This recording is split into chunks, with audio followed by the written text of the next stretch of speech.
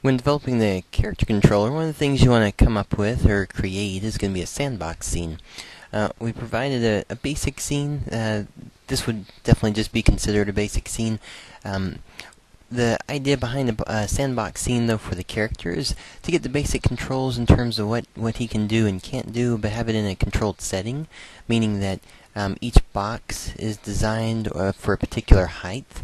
That way you know that his single jump can only jump to a certain size, his double jump, triple jump to a certain size, whether or not he can run up a certain slope, how far he can jump based on his run velocity, how well he can run up small steps and big steps, elements like that. You want to make sure that you have a scene that you can test with it, but you can also provide for designers to sit back and test with, and tweak the numbers until they get it just the way they want it.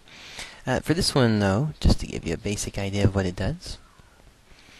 So for the character, we have a general idea in terms of the distance that he's jumping, of whether or not he can jump a far distance or a short distance.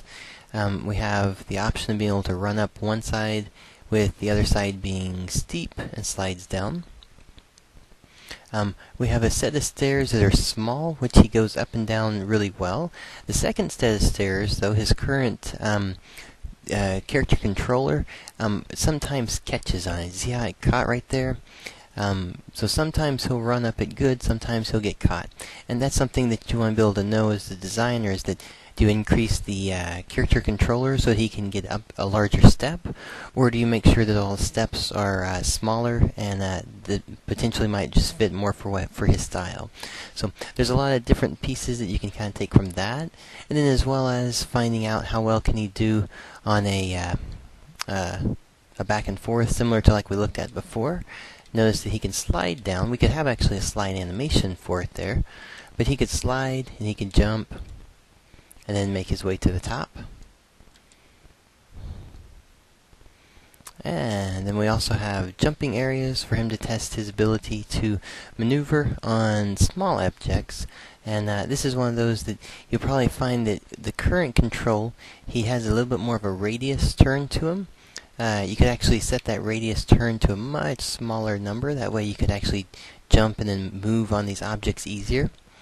The other set is just something like this over here, providing a basic how high can I jump type of methodology. Single jump, he definitely can't make this one, but a double jump, he can make it right up to the top. And then of course triple jump, if he does the triple, he can make it up to this one. Alright.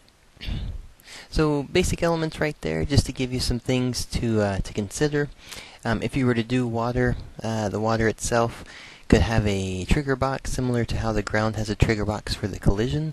When the player is in it, it could actually play a trigger box on the water that follows the player around and just simply looks like splashes of water going off.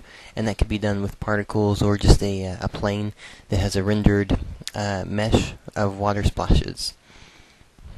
Alright, so that's going to be the basic sandbox for us. Feel free to use this one or use it to start with and just revise it until it gets to something that you need.